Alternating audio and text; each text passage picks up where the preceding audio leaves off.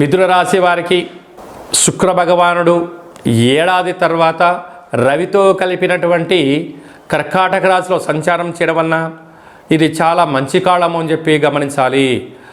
రవి మంచి స్థితిలో ఉన్నాడు. రవి చేత శుక్రుడు ఉండినను కాకపోతే మీ యొక్క ధనాన్ని వృధా కాకుండా, సమయాన్ని వృధా కాకుండా సమయపాలన, దీపం ఉండగానే ఇల్లు చక్క పెట్టుకోగలగాలి. విందులను వినోదాలను ఆర్భాటాలకు వెళ్ళారా, చుట్టుపక్కల అందరూ మీ చుట్టూ చేరి భజన చేసి మీ దగ్గర ఉన్నప్పుడు ధనాన్ని ఎలా కొట్టేయాలి, ఎలా ఖర్చు పెట్టించాలి, మీ ఎదుగుదలను ఓర్వలేని పరిస్థితి ఉంటుంది.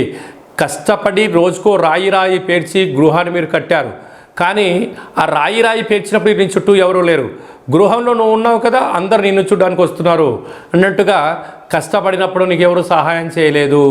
నీ దగ్గర ఇది అన్నీ కలిగి ఉన్నాయి కనుకనే అందరూ నీ చుట్టూ ఉంటున్నారు. చెరువులో నీళ్ళు లేనప్పుడు ఏమీ లేవు, వర్షం వచ్చి నీళ్ళు